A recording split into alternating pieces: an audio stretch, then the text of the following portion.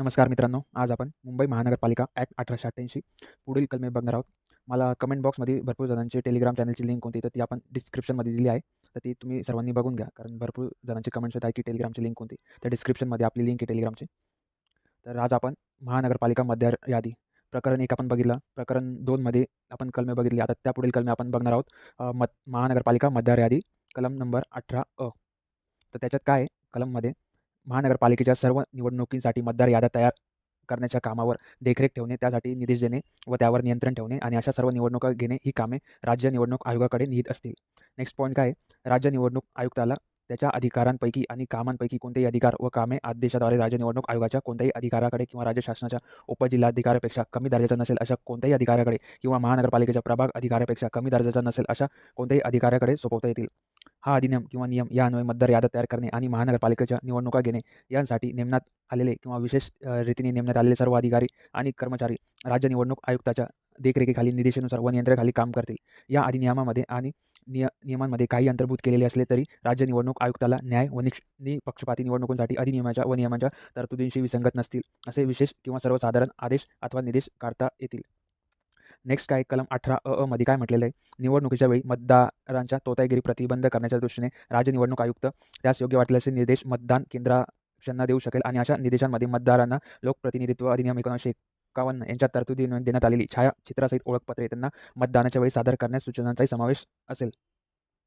Next कलम 19 मध्ये काय म्हटलं आहे, महानगरपालिकेसाठी घ्यावयाच्या निवडणुकीच्या प्रयोजनार्थ अपॉइंट के राज्य निवडणूक आयुक्त वेळोवेळी शासकीय राजपत्रातील अधिसूचनेद्वारे बृहन्मुंबई क्षेत्रातील प्रभागांमध्ये विभागणी करेल व त्यांच्या सीमा निर्दिष्ट करेल. ते योग्य व्यवहार असेल तेथवर सर्व प्रभाग आटोपशीर क्षेत्रे असतील व अगदी अलीकडच्या जनगणनेच्या आकडेवारीनुसार प्रत्येक प्रभागातील व्यक्तींची संख्या आदमांचे सारखीच असतील. प्रत्येक प्रभाग केवळ एकच सभासद निवडून देईल, परंतु अशी अधिसूचना प्रसिद्ध करण्यापूर्वी त्या अधिसूचनेचे प्रारूप शासकीय राजपत्र व तसेच राज्य निवडणूक आयुक्ताच्या मते तिचा परिणाम होण्याचा संभव असलेल्या सर्व व्यक्तींना ज्या रीतीने ती अधिक चांगल्या प्रकारे माहीत होईल अशा इतर कोणत्याही रीतीने प्रसिद्ध करण्यात येईल आणि त्यासोबत एक नोटीस जोडण्यात येईल.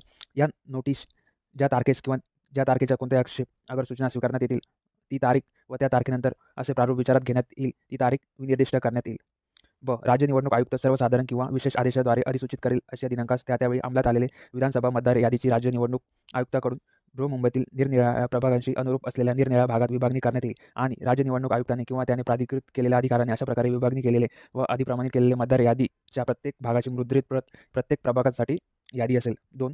प्रत्येक प्रभागाच्या निवडणुकीत फक्त एक पालिका सदस्य निवडून देण्यात येईल. कलम 21 मध्ये काय म्हटलेलं आहे, या अधिनियमाच्या तरतुदींच्या अधीनतेने जिचे नाव महानगरपालिका मतदार यादीत असेल या प्रत्येक व्यक्तीस प्रभागाच्या निवडणुकीत मतदान करण्याचा हक्क आहे असे मानले जाईल व उक्त यादीत जिचे नाव नसेल त्या प्रत्येक व्यक्तीस याप्रमाणे मतदान करण्याचा हक्क नाही असे मानले जाईल. कलम 21 प्रतिनिधी पालिका सदस्य यांच्या निवडणुकी संबंधीची कार्यपद्धती सन 1950 मुंबई अधिनियम क्रमांक 48 कलम 11 अन्वये निरसित करण्यात आले. कलम 21 लक्षात ठेवा, कलम 21 ब क ड कलम 21 काय मतदारांची पुरवणी यादी तयार करणे, त्या दुरुस्त करणे. आपल्याला एक्झाममध्ये विचारू शकता की कलम 21 काय आहे, ऑप्शन दिलेले असेल आपल्याला बघायचे. त्यात 21 आहे मतदारांच्या पुरवणी याद्या तयार करणे व दुरुस्त करणे. सन 1965चा महाराष्ट्र अधिनियम क्रमांक 8 कलम 9 अन्वये वगळण्यात आले. कलम 21 मतदारांची पुरवणी याद्या पूर्ण करणे. सन 1965चा महाराष्ट्र अधिनियम क्रमांक 8 कलम 9 अन्वये वगळण्यात आले. कलम 21 मतदारांच्या पुरवणी याद्या एकत्रित करणे. सन 1965चा महाराष्ट्र अधिनियम क्रमांक 8 कलम 9 अन्वये वगळण्यात आले. नेक्स्ट पुढचा भाग सुरू झाला आहे आता पालिका सदस्यांच्या निवडणुका. आता कलम 22 पासून याची सुरुवात होते. तर कलम 22 काय आहे, पालिका सदस्यांच्या सार्वत्रिक प्रभाग निवडणुका आणि नैमित्तिकरित्या रिकाम्या झालेल्या जागा भरण्यासाठी घ्यावयाच्या निवडणुका यांचे दिनांक राज्य निवडणूक आयुक्त निश्चित करतील. कलम 24 काय आहे, निवडणुकांच्या प्रयोजनासाठी शहरांची प्रभागांमध्ये विभागणी करणे. सन 1965चा महाराष्ट्र अधिनियम क्रमांक 8 कलम 11 अन्वये वगळण्यात आले. कलम 25 काय आहे, प्रभाग निवडणुकीसाठी निश्चित केलेल्या दिवसापूर्वी किमान 7 दिवस राज्य निवडणूक आयुक्त अशा निवडणुकीत नोटीस देण्याची नोटीस शासकीय राजपत्रात व स्थानिक वृत्तपत्रात जाहिरात देऊन अशी निवडणूक ज्या प्रभागासाठी घेण्यात येणार असेल त्या प्रभागात ठळक जागी मोठ्या जाहिराती लावून देण्यात येईल. 2 पोट कलम 1 मध्ये निर्देशिलेल्या नोटीसमध्ये निवडणुकीसाठी निश्चित केलेल्या दिवसांबरोबर मतदान कोणत्या दिवशी घेतले जाईल तो दिवस आवश्यक वाटल्यास निर्दिष्ट करण्यात येईल आणि असा दिवस हा निवडणुकीसाठी निश्चित केलेल्या दिवसानंतरच्या 21व्या दिवसा अगोदरचा नसेल. कलम 26 मध्ये काय, प्रभाग निवडणुकीतील उमेदवार यापुढे असलेल्या तरतुदीनुसार रीतसर लेखी नामनिर्देशित करण्यात आले पाहिजे. नेक्स्ट पॉईंट, अशा नामनिर्देशनाच्या बाबतीत पुढील तरतुदी लागू होतील. राज्य निवडणूक आयुक्त नामनिर्देश पात्राचे छापील नमुने पुरवेल आणि निवडणुकीत मतदानाचा हक्क असेल अशा कोणत्याही व्यक्तीस नामनिर्देशासाठी निश्चित केलेल्या दिवसापूर्वी 7 दिवसांच्या आत कोणत्याही वेळी व नामनिर्देशित तारखेला दुपारी 4 वाजेपर्यंत निर्देशन पत्राच्या नमुन्यांच्या जितक्या प्रती तिला पाहिजे असतील तितक्या प्रती विनामूल्य पुरविल.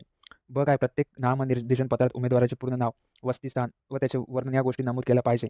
या निवडणुकीत मतदानाचा हक्क असलेल्या 2 व्यक्तींच्या प्रस्तावक व अनुमोदक म्हणून त्यावर अनुमतीदर्शक सह्या केल्या पाहिजेत आणि नामनिर्देशित व्यक्तींची याप्रमाणे नामनिर्देशित केले जाण्यास तयारी आहे याचे निर्देशक म्हणून त्यावर तिची सही असली पाहिजे.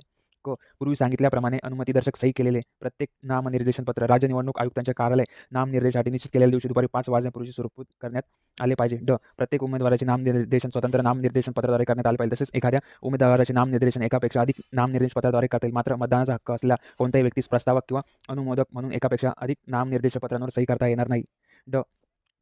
कोणत्याही व्यक्तीने एकापेक्षा अधिक नामनिर्देशन पत्र सही केले असेल तर पहिले नामनिर्देशन पत्र पोहोचल्यावर जे नामनिर्देशन पत्र किंवा जी नामनिर्देश मिळाली असतील ते नामनिर्देशन पत्र किंवा ती नामनिर्देशन पत्र विधी अग्राह्य असतील. पुढील बाबतीत कोणती नामनिर्देशित व्यक्तीचे नामनिर्देशन पत्र राज्य निवडणूक आयुक्त विधी अग्राह्य म्हणून घोषित करेल.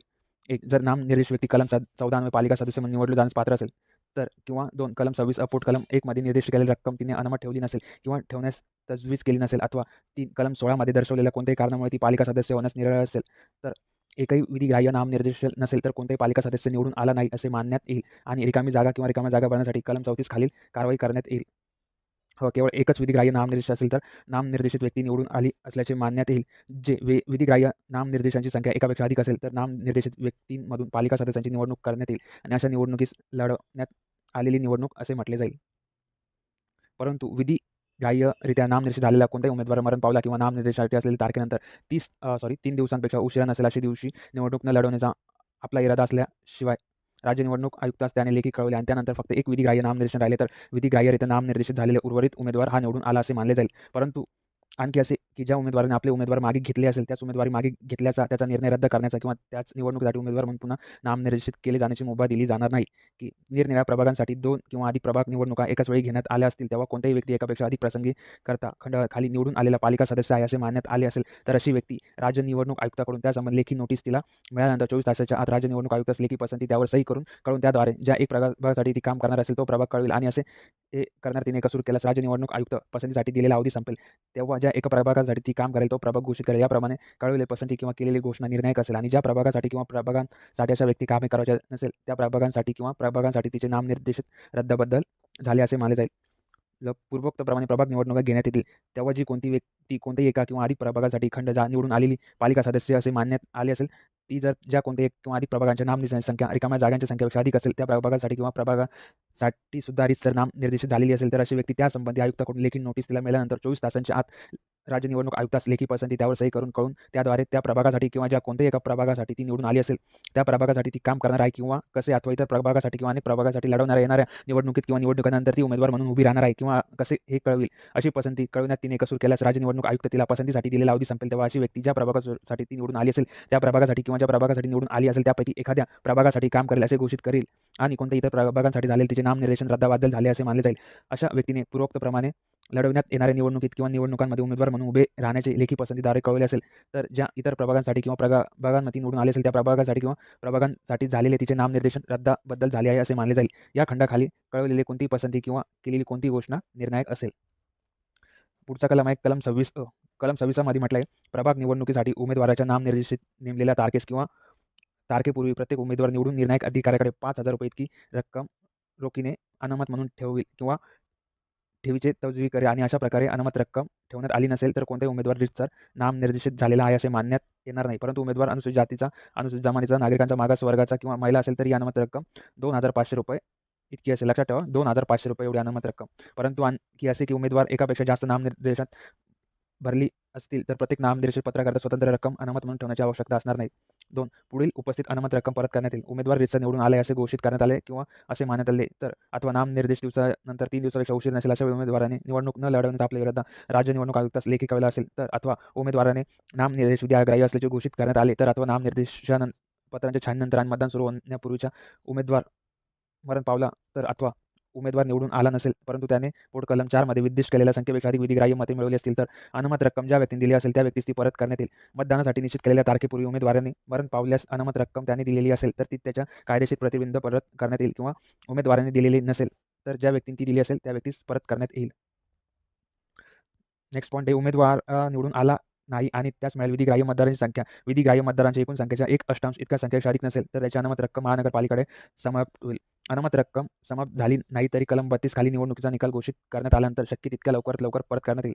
परंतु जर एखादा उमेदवार सार्वत्रिक निवडणुकीच्या एकापेक्षा अधिक प्रभागासाठी रीतसर नामनिर्देशित झाला तर त्याने किंवा त्याच्या वतीने दिलेल्या अनामत रक्कमांपैकी एकाहून अधिक अनामत रक्कम परत करता येणार नाहीत व उर्वरित रक्कमा महानगरपालिकेकडे समाप्त होतील. त्याच्यानंतर आहे कलम नंबर 27. कलम नंबर 27 मध्ये काय प्रभागासाठी निवडणूक लढवता येईल तेव्हा मतदान घेणे. प्रभागासाठी निवडणूक लढवून तेव्हा नामनिर्देशासाठी निश्चित केलेल्या दिवसांच्या 21 दिवसापूर्वीचा नसेल अशा कोणत्याही दिवशी मतदान घेण्यात येईल. अशा मतदानाच्या वेळी नामनिर्देशासाठी निश्चित केलेल्या दिवशी अंमलात आलेल्या महानगरपालिका मतदार यादी निवडणुकीच्या प्रयोजनकारीचा उल्लेख केला पाहिजे. ती यादी असल्याचे मानण्यात येईल. 2. आयुक्त मतदानाच्या तारखेपूर्वी किंवा 3 दिवस अगोदर विधिग्राह्य नामनिर्देशित झालेल्या सर्व व्यक्तींची नावे, त्यांच्या घराचे पत्ते, वर्णन शासकीय राजपत्रातून आणि प्रभाग नामनिर्देशित झालेल्या व्यक्तींची नावे प्रत्येक संबंधित प्रभाग वार्ड कार्यालय सूचना फलकावर लावून प्रसिद्ध करतील. कलम नंबर 27 काय मतदान केंद्रात किंवा त्याच्या जवळपास प्रचार करण्यास मनाई. कोणत्याही व्यक्तीने कोणत्याही मतदान केंद्रात मतदान घेण्यास येईल त्या तारखेस किंवा त्या तारखेत मतदान केंद्राच्या किंवा मतदान केंद्रापासून 100 यार्डच्या आतील कोणत्याही सार्वजनिक किंवा खाजगी जागेत पुढीलपैकी कोणत्याही कृती करता कामा नये. मतदानासाठी प्रचार करणे किंवा कोणत्याही मतासाठी अभ्यर्थन करणे किंवा कोणत्याही विवक्षित उमेदवारास मत न देण्याविषयी कोणत्याही मतदाराचे मन वळवणे किंवा निवडणुकीत मतदान न करण्याविषयी कोणत्याही मतदारांचे मन वळवणे किंवा निवडणुकीसंबंधी कार्यालय नोटीस अन्य कोणत्याही नोटीस अगर निशाणी प्रदर्शित करणे. जी कोणती व्यक्ती पोट कलम 1 च्या तरतुदी उल्लंघन करेल तिला अपराध सिद्धीनंतर 250 रुपयापर्यंतचा वाढवता येईल इतकी दंडाची शिक्षा होईल. 250 रुपयाचा दंड लक्षात ठेवा. नेक्स्ट पॉईंट काय या कलमाखाली शिक्षापात्र असलेली कोणतीही अपराध दखली असेल. कलम 27 यामध्ये कोणत्याही व्यक्तीला एखाद्या मतदान क्षेत्रातील किंवा निवडणूक मतदान संपण्याची जी वेळ निश्चित करण्यात आली असेल त्यावेळेस 48 तास अगोदर त्याला मतदान क्षेत्रात सार्वजनिक सभा बोलवता भरता येणार नाही किंवा तिला हजर राहता येणार नाही. जी कोणतीही व्यक्ती पोट कलम 1 तरतुदीनुसार उल्लंघन करेल तिला अपराध सिद्धीनंतर 250 रुपयेपर्यंत वाढवता येईल ही इतकी दंडाची शिक्षा होईल. कलम 27 ब मध्ये काय मतदान केंद्र किंवा त्यांच्या जवळपास बेबंद वर्तणूक केल्याबद्दल शास्ती. कोणत्या व्यक्तीने कोणत्याही मतदान केंद्रात मतदान होईल त्या तारखेस किंवा तारखांना मतदानासाठी मतदान केंद्रात येणाऱ्या कोणत्याही व्यक्तीला उपद्रव अशा रीतीने किंवा मतदान केंद्राच्या ठिकाणी कामावर असलेल्या अधिकाऱ्यांवर आणि इतर व्यक्तींच्या कामात व्यत्यय येईल अशा रीतीने ध्वनिवर्धक किंवा ध्वनीपेक्षा यासारखी मानवी आवाज प्रभावित किंवा पुनर्वित करणारे कोणतेही उपकरण संच मतदान केंद्रात किंवा मतदान केंद्राच्या प्रवेशद्वारावर किंवा त्याच्या आसपास कोणत्याही सार्वजनिक किंवा खाजगी जागेत वापरात किंवा चालत कामा नये. अथवा मतदान केंद्रात किंवा मतदान केंद्राच्या प्रवेशद्वाराजवळ किंवा त्याच्या आसपास कोणत्याही सार्वजनिक किंवा खाजगी जागेत ओरडत किंवा अन्य प्रकारे बेबंद वागत कामा नये. जी कोणतीही व्यक्ती पोट कलम 1 च्या तरतुदीचे उल्लंघन करेल किंवा असे करण्यास बाह्य सहाय्य करेल किंवा प्रेरणा देईल तिला अपराधी सिद्धीनंतर 250 रुपयापर्यंत वाढवता येईल इतकी दंड शिक्षा होईल. जर कोणतीही व्यक्ती या कलमाखाली शिक्षा पात्र असलेला अपराध करेल किंवा तिने तो केला असे मतदान केंद्राच्या केंद्र अक्षरच्या सकारण वाटत असेल तर तो अशा व्यक्तीस अटक करण्याविषयी कोणतेही पोलीस अधिकाऱ्यास निर्देश देऊ शकेल. लागोलाग पोलीस अधिकारी तिला अटक करेल. कोणती पोलीस अधिकारी पोट कलम 1 च्या तरतुदीचे कोणत्याही प्रकारे उल्लंघन होऊ नये म्हणून वाजवीरित्या आवश्यक असल्याच्या उपाययोजना करतील आणि अशा बळाचा वापर करता येईल आणि असे उल्लंघन करण्याच्या कमी वापरण्यात आलेल्या कोणत्याही उपकरणात सक्तीने ताब्यात घेता येईल. कलम 27 क मध्ये काय मतदान केंद्रात गैरवर्तणूक केल्याबद्दल शास्ती. कोणत्याही व्यक्तीने मतदान केंद्रात मतदानासाठी ठरवलेल्या वेळात गैरवर्तणूक केल्यास किंवा मतदान केंद्राक्षण दिलेल्या विधी संदेश पाहण्यात कसूर केल्यास तिला मतदान केंद्राक्ष किंवा कामावर असलेल्या कोणत्याही पोलीस अधिकारी किंवा अशा मतदान केंद्राक्ष बाबतीने प्राधिकृत केलेली कोणतीही व्यक्ती मतदान केंद्रातून घालून देऊ शकेल. पोट कलम 1 प्रदान केलेल्या अधिकारांचा वापर मतदान केंद्रात मतदान करण्याचा अन्यथा हक्क असलेल्या कोणत्याही मतदारास त्या केंद्रात मत देण्याची संधी मिळेल ज्यामुळे प्रतिबंध होईल अशा रीतीने केला जाणार नाही. 3. याप्रमाणे मतदान केंद्रात घालून देण्यात आलेली कोणतीही व्यक्ती मतदान केंद्राध्यक्षाच्या परवानगी वाचून मतदान केंद्रात पुन्हा प्रवेश करतील तर तिला सिद्ध अपराध ठरवण्यात आले असतील 250 रुपयाचा पर्यंतचा वाढवा येईल इतक्या दंडाची शिक्षा होईल. 4. पोट कलम 3 खालील शिक्षास पात्र असलेला अपराधी दखली असेल. कलम 28 मध्ये काय लढवण्यात येणाऱ्या प्रभाग निवडणुकीसंबंधीच्या तरतुदी. आता या तरतुदी व्यवस्थित लक्षात ठेवा. कलम 28 मध्ये आहे लढवण्यात येणाऱ्या प्रभाग निवडणुकीच्या बाबतीत पुढील तरतुदी लागू होतील. कलम 29 खाली करण्यात आलेल्या नियमांद्वारे विहित करण्यात येईल अशा रीतीने किंवा इलेक्ट्रॉनिक्स मतदान यंत्रणा गुप्त मतदान पद्धतीने देण्यात येतील. कोणतीही मते प्रतिनिधी मार्फत स्वीकारली जाणार नाहीत. ज्या कोणत्याही उमेदवारांचे नाव कलम 27 पोट कलम 2 खाली विधिग्राह्य रीतीने नामनिर्देशित म्हणून राज्य निवडणूक आयुक्तांनी प्रसिद्ध केले नसेल अशा उमेदवारांसाठी कोणतीही मते घेतली जाणार नाहीत. सार्वत्रिक निवडणुकीच्या वेळी कोणतीही व्यक्ती एकापेक्षा अधिक मतदान करणार नाही किंवा जर एखादी व्यक्ती एकापेक्षा अधिक प्रभागात मतदान करायचे असेल अशा सर्व प्रभागातील तिचे मत शून्यवत होतील. कोणत्याही व्यक्तीने तिचे नाव एखाद्या प्रभागाच्या मतदारांच्या यादीत एकापेक्षा अधिक वेळ आली असेल तर एकाच प्रभागात एकापेक्षा अधिक वेळा मतदान करता कामा नये आणि जर एखाद्या व्यक्तीने एकाच प्रभागात एकापेक्षा अधिक वेळ मतदान केले तर त्या प्रभागातील तिचे सर्व मते शून्यवत होतील. जिला सर्व अधिक विधिग्राह्य मते मिळाली असतील ती व्यक्ती निवडून आली असल्याचे मानले जाईल. नेक्स्ट काही उमेदवारांना समसमान मते पडल्याचे आढळून आले असेल आणि एका मताची भर घातल्यास त्यापैकी कोणत्याही उमेदवारास निवडून असल्याचे घोषित केले जाण्याचा हक्क प्राप्त होणार असेल तर ज्या एका किंवा अनेक व्यक्तीस असे जादा मत देण्यात आले आहे असे मानण्यात यावे ती व्यक्ती किंवा त्या व्यक्ती राज्य निवडणूक आयुक्ताच्या समक्ष आयुक्त निर्धारित करेल अशा रीतीने चिठ्ठ्या टाकून निर्णय करण्यात येतील. जर एखादा उमेदवार एकापेक्षा अधिक प्रभागांसाठी नगरपालिका सदस्य म्हणून निवडून आला तर तो राज्य निवडणूक आयुक्तांकडून त्यासंबंधी लेखी नोटीस मिळाल्यानंतर 3 दिवसाच्या आत राज्य निवडणूक आयुक्तास लेखी पसंती कळून त्याद्वारे ज्या प्रभागासाठी तो काम करणार असेल तो प्रभाग कळेल आणि तिने कळण्यास कसूर केल्यास राज्य निवडणूक आयुक्त पसंतीसाठी त्यास दिलेला अवधी संपेल. तेव्हा ज्या प्रभागासाठी तो काम करेल तो प्रभाग घोषित करेल आणि अशी पसंती किंवा घोषणा निर्णायक असेल.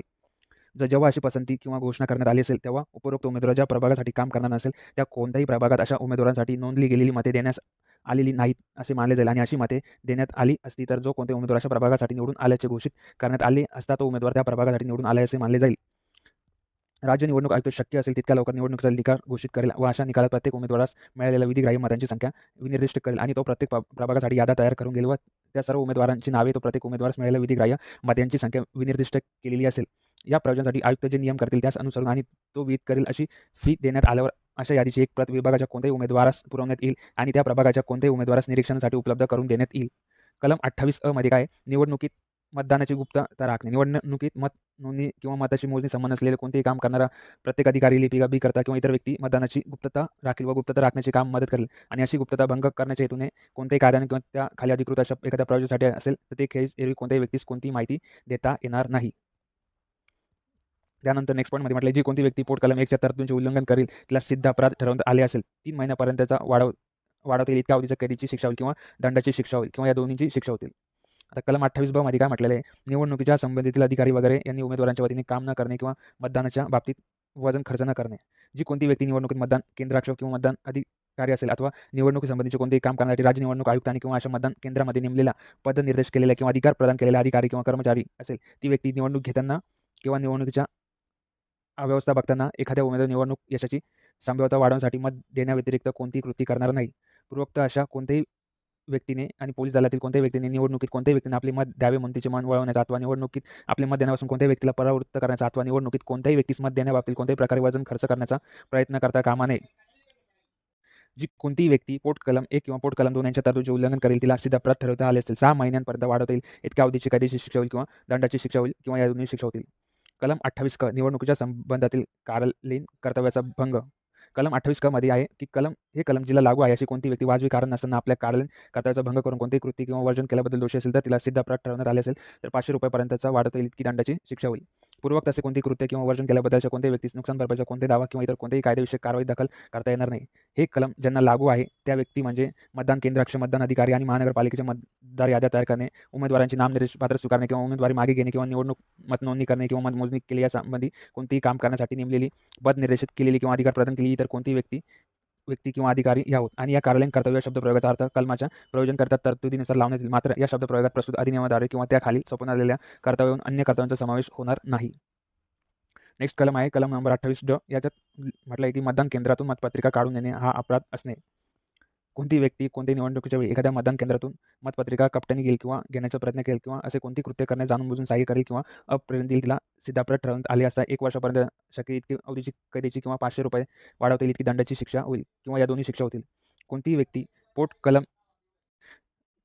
पोट कलम 1 खालील शिक्षा पात्र असलेला अपराध करीत आहे किंवा तिने तो केला आहे असे मतदान केंद्राच्या सकाराम वाटेल तर अशा अधिकारास अशी व्यक्ती मतदान केंद्र सोडून जाण्यापूर्वी तिला अटक करता येईल किंवा तिला अटक करण्याशी एखाद्या पोलीस अधिकाऱ्यास निर्देश देता येईल आणि अशा व्यक्तीची झडती घेता येईल किंवा एखाद्या पोलीस अधिकाऱ्यावरही तिची झडती घेता येईल. परंतु एखाद्या स्त्रीची झडती घेणे आवश्यक असेल तेव्हा अशा झडती सभ्यतेचे नियम काटेकोरपणे पाळून दुसऱ्या एखाद्या स्त्रीकरवी घेता येईल. अटक केलेल्या व्यक्तीजवळ झडतीमध्ये कोणतीही मतपत्रिका सापडल्यास मतदान केंद्राच्या ती सुरक्षित अभिरक्षित ठेवण्यात पोलीस अधिकाऱ्याच्या स्वाधीन करेल किंवा अशी झडती एखाद्या पोलीस अधिकाऱ्याने घेतली असेल तर ती मतपत्रिका असा सुद्धा अधिकारी सुरक्षित अभिरक्षित ठेवील. पोट कलम खालील शिक्षा पात्र असलेला अपराधी दाखल असेल. कलम 28 ई मध्ये काय म्हटलंय इतर अपराध व त्याबद्दल शास्ती. कलम 28 ई जी व्यक्ती कोणतीही व्यक्ती कोणत्याही निवडणुकीच्या वेळी कोणतेही नामनिर्देशन पत्र कपटाने खराब करेल किंवा कपटाने नष्ट करेल अथवा राज्य निवडणूक आयुक्तांनी दिलेल्या प्राधिकरण किंवा त्याखाली चिकटवलेली कोणती यादी नोटीस किंवा इतर कागदपत्रे कपटाने खराब किंवा नष्ट करेल किंवा काढून टाकेल अथवा कोणत्याही मतपत्रिका किंवा कोणत्याही मतपत्रिकेवरील अनधिकृत निशाणी कपटाने विरूपित करेल किंवा कपडा नष्ट करेल अथवा योग्य प्राधिकरणा वाचून कोणत्याही व्यक्तीस कोणती मतपत्रिका पुरवेल अथवा एखाद्या मतपेटीत जिला मतपत्रिका टाकण्याचा कायद्यानुसार अधिकार असेल त्या मतपत्रिकेत अन्य कोणत्याही वस्तू अशा मतपेटीने कपट्याने टाकेल अथवा निवडणुकीच्या प्रयोजनासाठी त्यावेळी उपयोगात असलेली कोणतीही मतपेटी किंवा मतपत्रिका योग्य प्राधिकार वाचून नष्ट करेल घेईल, उघडील किंवा अन्यथा तिच्या ढवळाढवळ करेल अथवा यथास्थित कपटाने किंवा योग्य प्राधिकार वाचून वरील कृत्यांपैकी कोणतेही कृत्य करण्याचा प्रयत्न करेल किंवा अशी कोणतीही कृत्य करण्यास जाणून-बुजून सहाय्य करेल किंवा प्रेरणा देईल, ती गुन्ह्यास केल्याबद्दल दोषी आहे असे मानण्यात येईल. या कलमाखाली अपराध केल्याबद्दल दोषी असलेल्या कोणतीही व्यक्ती जर ती एखाद्या मतदान केंद्राच्या किंवा निवडणुकीच्या संबंधात कार्यालयीन कर्तव्यात नेमलेला कोणताही इतर अधिकारी किंवा लिपिक असेल तर तिला सिद्ध अपराध ठरवण्यात आला असता 2 वर्षापर्यंत वाढत येईल इतक्या अवधीची कैदेची किंवा दंडाची शिक्षा होईल किंवा या 2 शिक्षा होतील. जर ती कोणतीही व्यक्ती असेल तर तिला सिद्ध अपराध ठरवण्यात आले असता 6 महिन्यापर्यंतचा वाढत येईल इतका अवधीचा कैदेची किंवा दंडाची शिक्षा होईल किंवा दोन्ही शिक्षा होतील. मतमोजणी धरून एखाद्या निवडणुकीची किंवा अशा निवडणुकीच्या भागाचे काम चालवण्यात सहभागी होणे किंवा निवडणुकीनंतर उपयोगात आणलेल्या मतपत्रिका अशा निवडणुकीसंबंधी इतर कागदपत्रे याबद्दल जबाबदार असणे हे एखाद्या व्यक्तीचे कर्तव्य असेल तर या कलमाच्या प्रयोजनकर्ता ती व्यक्ती कार्यालयीन कर्तव्यात असल्याचे मानण्यात येईल. मात्र कार्यालयीन कर्तव्य या संज्ञेत या अधिनियमाद्वारे किंवा त्याखाली सोपवून आलेल्या कर्तव्याहून अन्य कोणत्याही कर्तव्यांचा समावेश असणार नाही. पोट कलम 2 खंड ब खालील शिक्षापात्र असलेले अपराध दखली असेल. कलम नंबर 28 फ यात दिलाय भ्रष्टाचार म्हणजे काय? म्हणजे कलम नंबर 28 फ जी कोणती व्यक्ती कोणत्याही उमेदवार मत देण्याच्या किंवा देण्यापासून प्रवृत्त राहण्यासाठी कोणत्याही मद्यपान वळवण्याच्या हेतूने कोणत्याही व्यक्तीस कोणताही पैसा किंवा मूल्यवान मोबदला देऊ करेल किंवा देईल अथवा व्यक्तिगत फायदा करून देण्याचे कोणतेही वचन देईल किंवा इजा करण्यास कोणत्याही प्रकारची धमकी देईल अथवा मत देणारी व्यक्ती नसेल अशा एखाद्या मतदाराचे नाव मत देईल मिळविल किंवा देण्यास अप्रेरणा देईल अथवा कोणत्याही मतदान केंद्राच्या ठिकाणी तेथून नेण्यासाठी कोणतेही वाहन किंवा जाल्यान पैसे देऊन किंवा अन्य प्रकारे भाड्याने घेईल किंवा मिळवेल तिने कलम 33 अंतर्गत भ्रष्टाचार केला आहे असे मानले जाईल. परंतु उमेदवारांनी स्वतःकरता किंवा आपल्या कुटुंबाकरता किंवा निवडणूक अभिकर्त्यांकरता एखादे वाहन किंवा जलयान भाड्याने घेणे हा कलमाखाली भ्रष्टाचार आहे असे मानण्यात येणार नाही. अशा कोणत्याही मतदान केंद्राकडे किंवा तिथून दुसरीकडे एखाद्या मतदानाचे स्वतः नेण्यासाठी किंवा अनेक मतदारांनी आपल्या सामायिक खर्चाने आपणास नेण्यासाठी एखादे वाहन भाड्याने घेतलेले असेल, याप्रमाणे भाड्याने घेतलेले वाहन किंवा जलयान यांत्रिक शक्तीने चालणार नसेल तर याप्रमाणे भाड्याने घेणे हा या कलमाखाली भ्रष्टाचार आहे असे मानण्यात येणार नाही. कोणत्याही मतदाराने असे कोणत्याही मतदान केंद्राच्या ठिकाणी जाण्यासाठी किंवा तिथून परत येण्यासाठी आपल्या खर्चाने कोणत्याही सार्वजनिक वाहतुकीच्या वाहनांचा किंवा जलयानचा किंवा कोणत्याही ट्राम गाडीचा किंवा आगगाडीचा उपयोग करणे या कलमाखाली भ्रष्टाचार आहे असे मानण्यात येणार नाही. आणि जर निवडणुकीच्या संबंधात एखादा भ्रष्टाचार एखादा उमेदवार माहिती असून व त्यांच्या संमतीने घडला असेल तर तो उमेदवारांकडून घडला असे मानला जाईल. स्पष्टीकरण आहे. व्यक्तिगत फायदा करून देण्याचे वचन या शब्दप्रयोगात महानगरपालिकेपुढे विचारासाठी येणाऱ्या कोणत्याही विशिष्ट उपाययोजना बाजूने किंवा विरुद्ध मत देण्याविषयी दिलेल्या वचनाचा समावेश होत नाही. मात्र 2 या तरतुदीच्या अधीनतेने अशा व्यक्ती खुद्द आपल्या लाभासाठी किंवा तिच्याविषयी जिला आस्था वाटेल अशा कोणत्याही व्यक्तीच्या लाभासाठी दिलेल्या वचनात त्यात समावेश होतो. कलम नंबर 28 ग भ्रष्टाचार, फौजदारी अपराध व कार्यपद्धती. जी कोणतीही व्यक्ती कोणत्याही निवड प्रत्यक्षपणे किंवा अप्रत्यक्षपणे कोणत्याही उमेदवार प्रतिनिधीला मत देण्याविषयी किंवा न देण्याविषयी कोणत्याही मतदाराचे मन वळवण्यात हेतूने कोणत्याही व्यक्तीस कोणताही पैसा किंवा मूल्यवान मोबदला देऊन करेल किंवा देईल अथवा व्यक्तिगत फायदा करून देण्याचे वचन देईल किंवा इजा करण्याची कोणत्याही प्रकारची धमकी देईल अथवा मत देणारी व्यक्ती नसेल अशा मतदारांच्या नावे मत देईल, मिळविल किंवा देण्यास अप्रेरणा देईल अथवा कलम 28 फ खंड 3 मध्ये वर्णन केलेल्या परिस्थितीत कोणत्याही मतदारास कोणत्याही मतदान केंद्राच्या ठिकाणी किंवा तिथून नेण्यासाठी कोणतेही वाहन किंवा जलयान भाड्याने घेईल किंवा मिळेल तर ती अशा प्रत्येक अपराधाबद्दल ₹200 अधिक नसलेल्या इतक्या दंड शिक्षा पात्र असेल. कोणत्याही निवडणुकीस मत देण्यास अर्ह असलेली किंवा आपण याप्रमाणे अर्ह आहोत असा दावा सांगणारी जी कोणती व्यक्ती अशा कोणत्याही निवडणुकांमध्ये आपले मत देण्यासाठी किंवा देण्यापासून प्रवृत्त होण्यासाठी प्रवृत्तदान म्हणून किंवा बक्षीस म्हणून कोणताही पैसा किंवा मूल्यवान मोबदला किंवा कोणत्याही व्यक्तिगत फायदा स्वतःकरता किंवा दुसऱ्या कोणत्याही व्यक्तीकरता घेईल किंवा मिळवेल किंवा घेण्याचे कबूल करेल किंवा मिळवण्याचा प्रयत्न करेल ती अशा प्रत्येक अपराधाबद्दल ₹100 वाढवता येईल इतक्या दंडाची शिक्षेस पात्र होईल. स्पष्टीकरण पण दिलेले आहे. पोट कलम 1-2 व्यक्तिगत फायदा या शब्दप्रयोगात व्यक्तीला स्वतःला होणाऱ्या किंवा तशा ज्या व्यक्तींविषयी आस्था असलेल्या कोणत्याही व्यक्तीला होणाऱ्या लाभाचा समावेश होतो. मात्र त्या शब्दप्रयोगात महानगरपालिकेपुढे विचारासाठी येणाऱ्या कोणत्याही विवेचित उपयोजनाच्या बाजूने किंवा विरुद्ध मतदान करण्याविषयी दिलेल्या वचनाचा समावेश होत नाही. नेक्स्ट आहे की जी कोणती व्यक्ती कोणत्याही निवडणुकीच्या संबंधात भारतातील निरनिराळ्या वर्गातील नागरिकांमध्ये धर्म, वंश, जात, समाज किंवा भाषा या कारणून शत्रुत्वाची किंवा द्वेषाची भावना स्वतःहून किंवा स्वतःच्या वतीने अन्य कोणत्याही व्यक्तीकडे प्रत्यक्षपणे किंवा अप्रत्यक्षपणे निर्माण करेल किंवा करण्याचा प्रयत्न करेल ती व्यक्ती 3 वर्षापर्यंत वाढवतील एवढ्या कैदेच्या किंवा दंडाच्या किंवा दोन्ही शिक्षेस पात्र असेल. पोट कलम 1 किंवा पोट कलम 2 खाली सिद्ध अपराध ठरवण्यात आलेली व्यक्ती न्यायालयात निर्देशित करेल अशा अपराध स्थितीच्या तारखेपासून 7 वर्षांच्या जास्त नसलेल्या इतक्या काळात कोणतेही निवडणूक मतदान करेल निर्णय असेल. ती न्यायालय कलम 33 खाली ज्याने चौकशी केलेली आहे किंवा ज्यापुढे अशी चौकशी प्रलंबित असेल त्या न्यायाधीशाने तक्रार केलेली असेल त्याखेरीज एरवी या कलमाखालील कोणत्याही अपराधाची दखल घेणार नाही. या कलमाखालील अपराधाबद्दल कोणताही खटला निवडणुकीचा निकाल घोषित करण्यात आल्याचा तारखेच्या लगतनंतर 6 महिन्यात आत दाखल केलेला नसेल तर तो दाखल करता येणार नाही. दंडाधिकाऱ्याने पोट कलम किंवा पोट कलम 3 खाली दिलेल्या कोणत्याही शिक्षांविरुद्ध आदेशाद्वारे उच्च न्यायालयाकडे अपील करता येईल. कलम नंबर 28 काय निकडीच्या परिस्थितीत मतदान स्थगित करणे.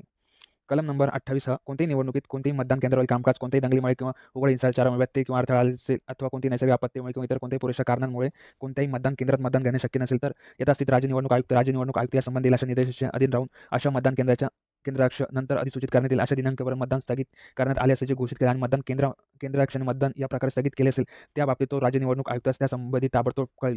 पोट कलम 1 खाली मतदान स्थगिती करण्यात येईल तेव्हा राज्य निवडणूक आयुक्त शक्य तितक्या लवकर ज्या दिवशी पुन्हा मतदान घेण्याचे काम सुरू होईल तो दिवस आणि ज्या मतदान केंद्रात ज्या वेळांमध्ये मतदान घेण्यात येईल ते मतदान केंद्र आणि त्या वेळ निश्चित करेल. राज्य निवडणूक आयुक्तांनी असे स्थगित केलेले मतदान पूर्ण होईपर्यंत अशा निवडणुकीत देण्यात आलेल्या मतांची मोजणी केली जाणार नाही. पोट कलम 2 खाली निश्चित केलेले मतदान केंद्र व तारीख आणि वेळ यासंबंधी नोटीस राज्य निवडणूक आयुक्त नव्या मतदानाच्या दिनांकापासून निदान 3 दिवस अगोदर शासकीय राजपत्रात आणि स्थानिक वृत्तपत्रात प्रसिद्ध करेल. कलम 28 मध्ये काय जर कोणत्याही निवडणुकीत राज्य निवडणूक आयुक्ताच्या कोणत्याही मतदान केंद्राच्या ताब्यात कोणत्याही मतपेट्या बेकायदेशीरपणे काढून नेण्यात आल्या तर किंवा त्यात कोणत्या प्रकारे अनधिकृत फिरवाफिरव करण्यात आली तर कोणत्याही मतपेटी किंवा मतपेट्या एकतर आकस्मिकरित्या किंवा हेतूस परस्पर नष्ट किंवा घाळ करण्यात आले असेल तर अशी मतपेटी किंवा मतपेट्या ज्यांच्या निवडणुकीत संबंध असेल ती निवडणूक अशी मतपेटी किंवा अशा मतपेट्या ज्या मतकेंद्रात वापरण्यात असेल किंवा त्या मतदान केंद्रातील किंवा केंद्रातील मतदानाच्या संबंध निरर्थक होईल इतर मतदान केंद्राच्या मतदानाच्या संबंधात नाही. पोट कलम 1 खाली कोणतेही मतदान केंद्रातील किंवा केंद्रातील मतदान निरर्थक होईल तेव्हा राज्य निवडणूक आयुक्त ज्या कृत्यामुळे किंवा घटनेमुळे मतदान अशा रीतीने निरर्थक झाले ते कृत्य किंवा घटना त्यास माहीत झाल्यानंतर व्यवहार्य असेल तितक्या लवकर अशा मतदान केंद्रात किंवा अशा प्रत्येक मतदान केंद्रात मतदान घेण्यासाठी दिवस नेमला आणि ज्या वेळेस मतदान घेण्यात येणार असेल ती वेळ ठरवेल. अशा नव्याने घेण्यात आलेल्या मतदान घेण्याचे काम पूर्ण होईपर्यंत अशा निवडणुकीस देण्यात आलेली मते मोजण्यात येणार नाहीत. पोट कलम खाली निश्चित केलेले मतदान केंद्र तारीख वेळ या गोष्टींसंबंधी नोटीस राज्य निवडणूक आयुक्त नव्या मतदानापूर्वी निदान 3 दिवस अगोदर शासकीय राजपत्रात आणि स्थानिक वृत्तपत्रात प्रसिद्ध करतील. कलम 29 यामध्ये काय निवडणूक चालवण्यासाठी राज्य शासनास नियम करता येतील. कलम 29 या अधिनियमाच्या तरतुदी अधीनतेने राज्य शासन राज्य निवडणूक आयुक्तावर विचारणा करून निवडणूक चालवण्यासाठी आणि विशेषतः पुढील गोष्टींची तरतूद करण्यासाठी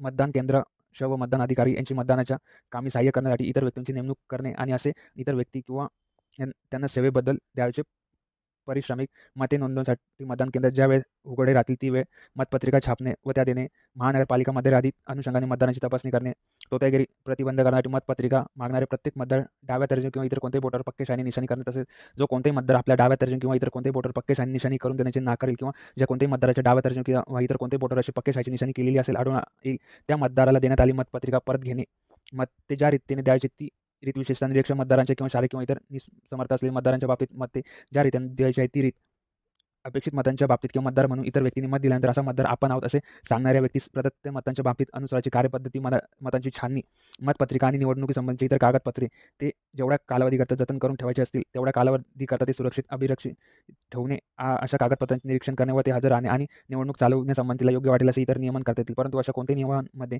निवडणुकीच्या कोणत्याही प्रयोजनाची शुल्क करण्याची तरतूद करता येईल. कलम नंबर 30 मध्ये म्हटले सन्मान्य सदस्यांच्या निवडणुकीतील कार्यपद्धती सन 1950 मुंबई अधिनियम क्रमांक 48 कलम 14 अन्वये निश्चित करण्यात आले. कलम नंबर 30 स्वीकृत करण्यात घेतलेली पालिका सदस्यांची निवडणूक कार्यपद्धती सन 1925 मुंबई अधिनियम क्रमांक 1 अन्वये निश्चित करण्यात आले. कलम नंबर 21 मध्ये चेंबर किंवा अधिसंघ यांनी करावयाच्या निवडणुकीच्या कार्यपद्धती सन 1950 मुंबई अधिनियम क्रमांक 48 कलम 15 अन्वये निश्चित करण्यात आले.